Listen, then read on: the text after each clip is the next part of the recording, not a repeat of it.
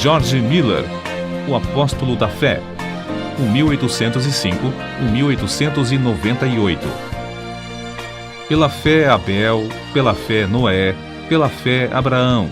Assim é que o Espírito Santo conta as incríveis proezas que Deus fez por intermédio dos homens que ousavam confiar unicamente nele. Foi no século XIX que Deus acrescentou o seguinte a essa lista. Pela fé, George Miller levantou orfanatos, alimentou milhares de órfãos, pregou a milhões de ouvintes em redor do globo e ganhou multidões de almas para Cristo. George Miller nasceu em 1805 de pais que não conheciam a Deus.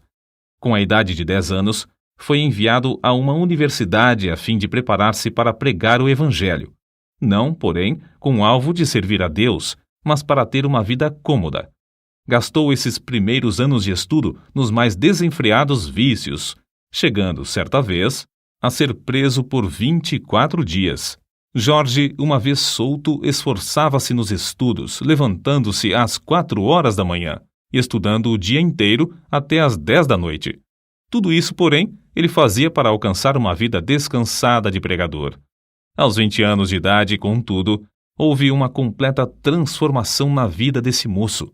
Assistiu a um culto onde os crentes, de joelhos, pediam que Deus fizesse cair sua bênção sobre a reunião. Nunca se esqueceu desse culto, pois viu, pela primeira vez, crentes orando ajoelhados. Ficou tão profundamente comovido com o ambiente espiritual que passou a buscar também a presença de Deus, costume esse que não abandonou durante o resto da vida. Foi nesses dias, depois de sentir-se chamado para ser missionário, que se hospedou durante 2 meses no famoso orfanato de A.H. Frank. Apesar de esse fervoroso servo de Deus, o Sr. Frank, ter morrido quase 100 anos antes, em 1727, o seu orfanato continuava a funcionar com as mesmas regras de confiar inteiramente em Deus para todo o sustento. Mais ou menos ao mesmo tempo em que George Miller hospedou-se no orfanato um certo dentista, o Sr. Graves. Ele havia abandonado suas atividades, que lhe rendiam um salário de $7.500 por ano, a fim de ser missionário na Pérsia, confiando só nas promessas de Deus para suprir todo o seu sustento. Foi assim que George Miller, o novo pregador, recebeu nessa visita a inspiração que o levou mais tarde a fundar seu orfanato sobre os mesmos princípios. Logo depois de abandonar sua vida de vícios para andar com Deus, chegou a reconhecer o erro, mais ou menos universal, de ler muito acerca da Bíblia e quase nada da Bíblia. Esse livro tornou-se a fonte de toda a sua inspiração e o segredo do seu maravilhoso crescimento espiritual. Ele mesmo escreveu: "O Senhor me ajudou a abandonar os comentários e a usar a simples leitura da Palavra de Deus como meditação. O resultado foi que, quando a primeira noite fechei a porta do meu quarto para orar e meditar sobre as Escrituras, aprendi mais em poucas horas do que antes durante alguns meses. A maior diferença, porém, foi que recebi, assim, força verdadeira para a minha alma." Antes de falecer, disse que lera a Bíblia inteira cerca de 200 vezes. 100 vezes o fez estando de joelhos. Quando estava ainda no seminário, após os cultos domésticos realizados à noite com os outros alunos, frequentemente continuava orando até a meia-noite. De manhã, ao acordar, chamava-os de novo para a oração às 6 horas. Certo pregador, pouco tempo antes da morte de George Miller, perguntou-lhe se orava muito. A resposta foi esta: "Algumas horas todos os dias, e ainda vivo no espírito de oração. Oro enquanto ando, enquanto deitado e quando me levanto. Estou constantemente recebendo respostas. Uma vez persuadido de que certa coisa é justa, continuo a orar até receber. Nunca deixo de orar. Milhares de almas têm sido salvas em resposta às minhas orações. Espero encontrar dezenas de milhares delas no céu. O grande ponto é nunca cansar de orar antes de receber a resposta. Tenho orado 52 anos, diariamente, por 2 homens, filhos de um amigo da minha mocidade. Não são ainda convertidos, porém, espero que o venham a ser. Como pode ser de outra forma? Há promessas inabaláveis de Deus e sobre elas eu descanso. Não muito antes de seu casamento, não se sentia bem com o costume de receber salário fixo, preferindo confiar em Deus em vez de confiar nas promessas dos irmãos. Deu sobre isso as 3 seguintes razões. Primeira, um salário significa uma importância designada, geralmente adquirida do aluguel dos bancos. Mas a vontade de Deus não é alugar bancos.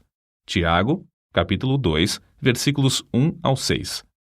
Segunda, o preço fixo de um assento na igreja, às vezes, é pesado demais para alguns filhos de Deus, e não quero colocar o menor obstáculo no caminho do progresso espiritual da igreja.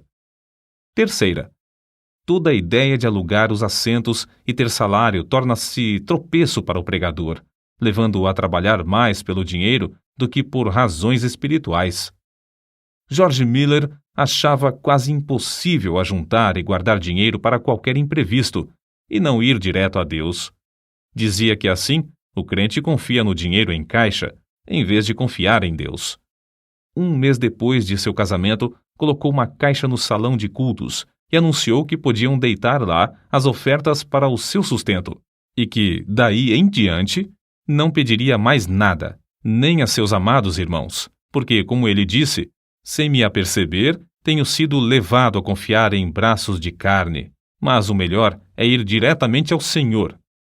O primeiro ano findou com grande triunfo, e George Miller disse aos irmãos que, apesar da pouca fé ao começar, o Senhor tinha ricamente suprido todas as suas necessidades materiais. E ainda mais importante, tinha-lhe concedido o privilégio de ser um instrumento na sua obra. O ano seguinte foi, porém, de grande provação, porque muitas vezes não lhe restava nem um shilling. E George Miller acrescentava que, no momento próprio, a sua fé sempre foi recompensada com a chegada de dinheiro ou alimentos. Certo dia, quando só restavam 8 shillings, Miller pediu ao Senhor que lhe desse dinheiro. Esperou muitas horas sem qualquer resposta. Então, chegou uma senhora e perguntou: "O irmão precisa de dinheiro?" Isso foi para ele uma grande prova de fé. Entretanto, o pastor respondeu: "Minha irmã, eu disse aos irmãos, quando abandonei meu salário, que só informaria ao Senhor a respeito das minhas necessidades. Mas", respondeu a senhora, "ele me disse que eu lhe desse isto." E colocou 42 shillings na mão do pregador. Outra vez, Miller e sua família passaram 3 dias sem ter dinheiro em casa e foram fortemente assaltados pelo diabo com a ideia de que haviam errado em aceitar a doutrina de fé nesse sentido. Quando, porém, voltou ao seu quarto, achou 40 shillings que uma irmã deixara. Ele acrescentou então: "Assim triunfou o Senhor e nossa fé foi fortalecida." Antes de findar o ano, acharam-se de novo inteiramente sem dinheiro, num dia em que tinham de pagar o aluguel. Pediram a Deus e o dinheiro foi enviado. Nessa ocasião, George Miller fez para si a seguinte regra, da qual nunca mais se desviou: "Não nos endividaremos, porque achamos que tal coisa não é bíblica." Romanos capítulo 13, versículo 8. E assim, não teremos contas a pagar. Somente compraremos o que pudermos, tendo o dinheiro em mãos. Assim sempre saberemos quanto realmente possuímos e quanto temos o direito de gastar. Deus, assim, gradualmente treinava o novo pregador a confiar nas suas promessas.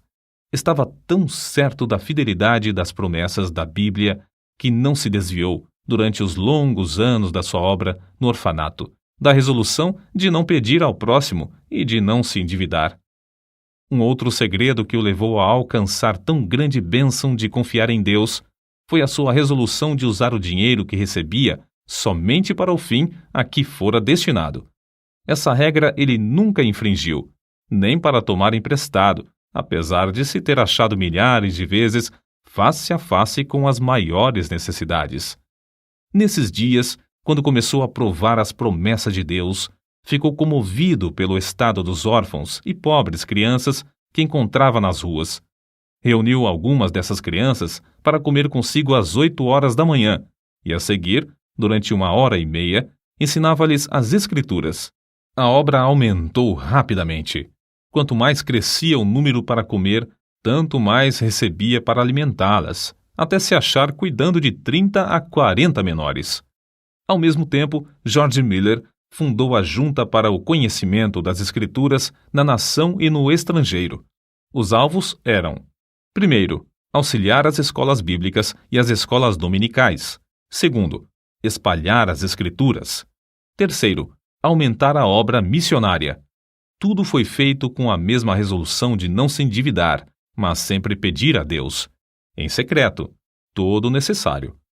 Certa noite, quando lia a Bíblia, ficou profundamente impressionado com as palavras: abre bem a tua boca e ta encherei. Salmos, capítulo 81, versículo 10. Foi levado a aplicar essas palavras ao orfanato, sendo-lhe dada a fé de pedir 1.000 libras ao Senhor.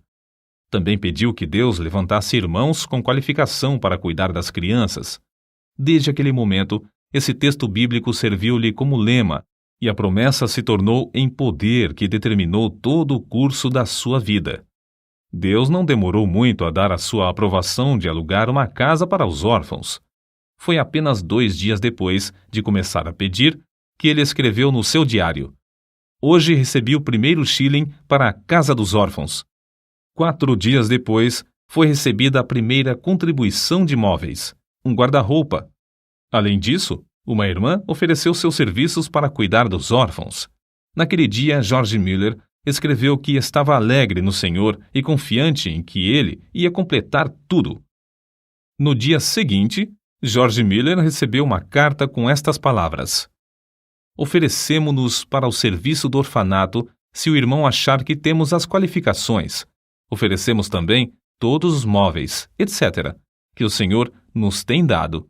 Faremos tudo isso sem qualquer salário, crendo que, se for a vontade do Senhor usar-nos, Ele suprirá todas as nossas necessidades. Desde aquele dia, nunca faltaram no orfanato auxiliares alegres e devotados, apesar de a obra aumentar mais depressa do que George Miller esperava. 3 meses depois, finalmente conseguiu alugar uma grande casa e anunciou a data da inauguração do orfanato para o sexo feminino. No dia da inauguração, porém, ficou desapontado.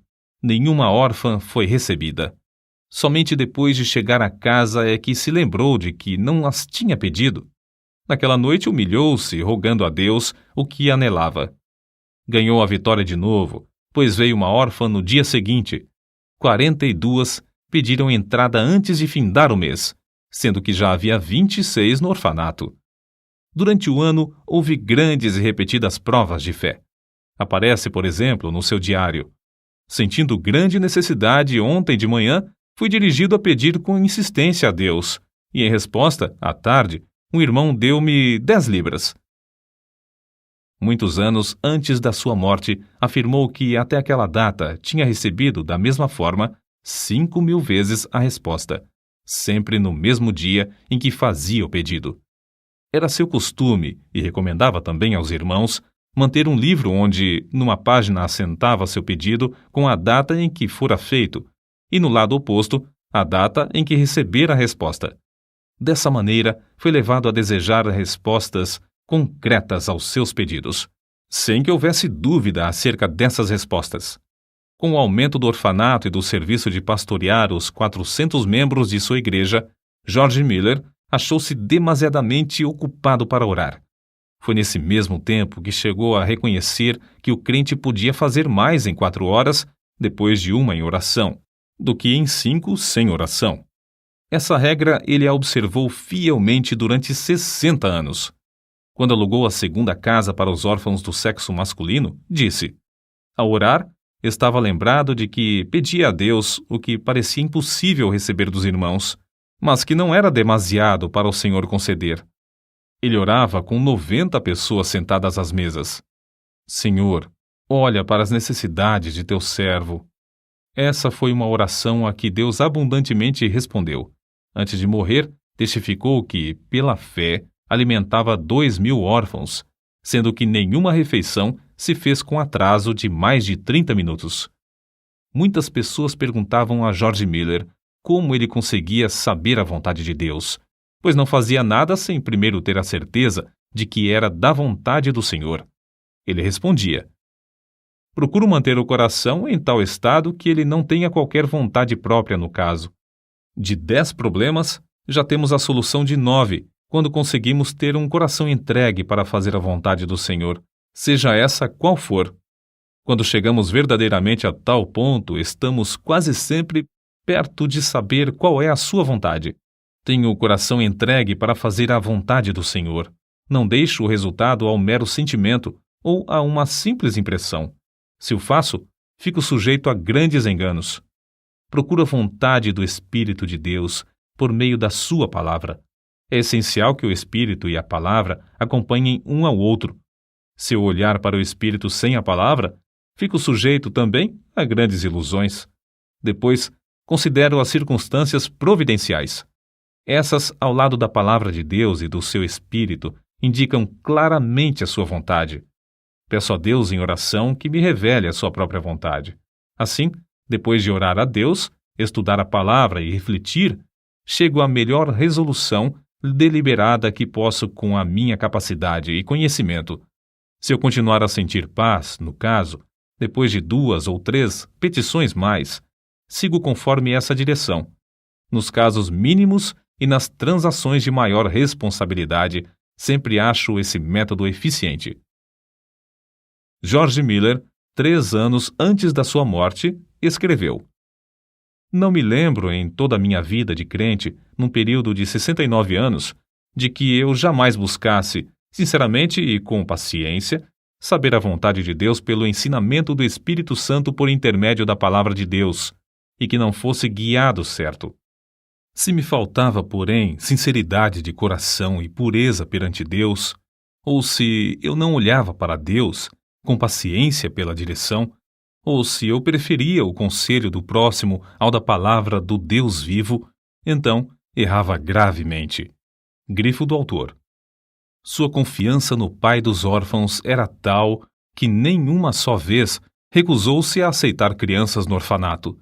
Quando lhe perguntavam por que assumira o encargo do orfanato, respondia que não fora apenas para alimentar os órfãos material e espiritualmente, mas o primeiro objetivo básico do orfanato era, afirmava, e ainda é, que Deus seja magnificado pelo fato de que os órfãos, sob os meus cuidados, foram e estão sendo supridos de todo o necessário, somente por oração e fé, sem que eu, nem meus companheiros de trabalho, precisemos pedir ao próximo.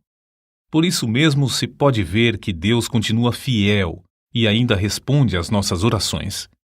Em resposta a muitos que queriam saber como o crente pode adquirir tão grande fé, deu as seguintes regras. Primeira, lendo a Bíblia e meditando sobre o texto lido, chega-se a conhecer a Deus por meio de oração. Segunda, procurar manter um coração íntegro e uma boa consciência. Terceira, se desejamos que a nossa fé cresça, não devemos evitar aquilo que a prove e por meio do qual ela seja fortalecida. Ainda mais um ponto. Para que a nossa fé se fortaleça, é necessário que deixemos Deus agir por nós ao chegar a hora da provação, e não procurar a nossa própria libertação. Se o crente desejar grande fé, deve dar tempo para Deus trabalhar. Os 5 prédios construídos de pedras lavradas e situados em Ashley Hill, Bristol, Inglaterra, com 1.700 janelas e lugar para acomodar mais de 2.000 pessoas, são testemunhas atuais dessa grande fé sobre a qual ele escreveu. Cada uma dessas dádivas, devemos nos lembrar, George Miller lutou com Deus em oração para obter. Orou com alvo certo e com perseverança, e Deus lhe respondeu. São de George Miller essas palavras. Muitas repetidas vezes tenho me encontrado em posição muito difícil, não só com 2.000 pessoas comendo diariamente às mesas, mas também com a obrigação de atender a todas as demais despesas, estando a nossa caixa com os fundos esgotados.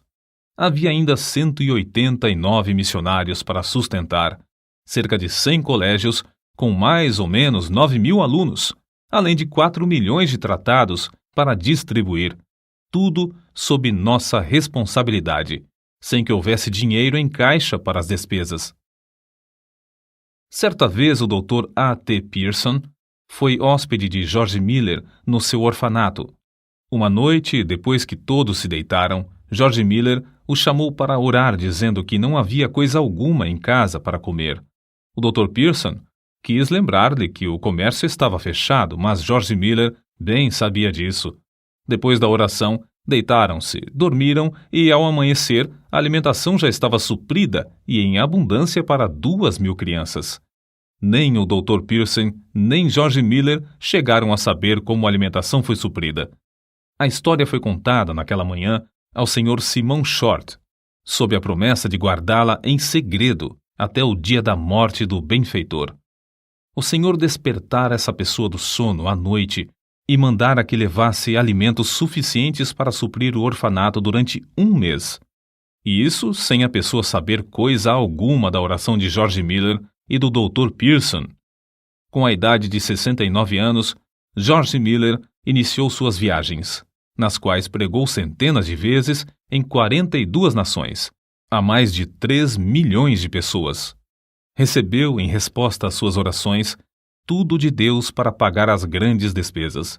Mais tarde, ele escreveu: "Digo com razão, creio que eu não fui dirigido a nenhum lugar onde não houvesse prova evidente de que o Senhor me mandara para lá. Ele não fez essas viagens com o plano de solicitar dinheiro para a junta, não recebeu o suficiente nem para as despesas de 12 horas da junta. Segundo as suas palavras, o alvo era que eu pudesse, por minha experiência e conhecimento das coisas divinas, comunicar uma bênção aos crentes, e que eu pudesse pregar o Evangelho aos que não conheciam ao Senhor." Assim escreveu ele sobre um problema espiritual particular. "Sinto constantemente a minha necessidade. Nada posso fazer sozinho sem cair nas garras de Satanás.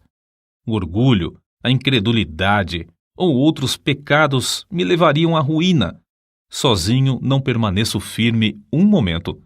Que nenhum ouvinte pense que, devido à minha dedicação, eu não me possa inchar ou me orgulhar, ou que eu não possa descrer de Deus."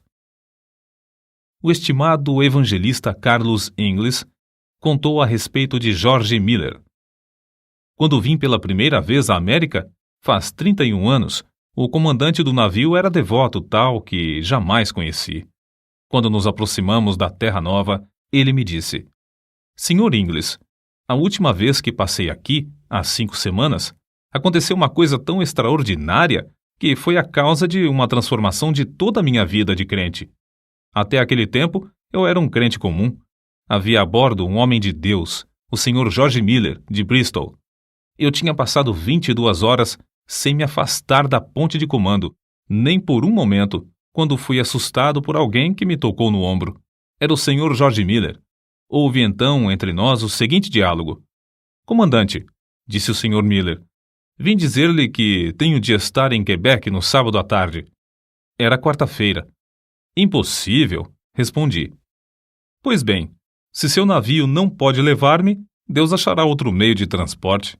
Durante 57 anos, nunca deixei de estar no lugar à hora em que me achava comprometido. Teria muito prazer em ajudá-lo, mas o que posso fazer? Não há meios.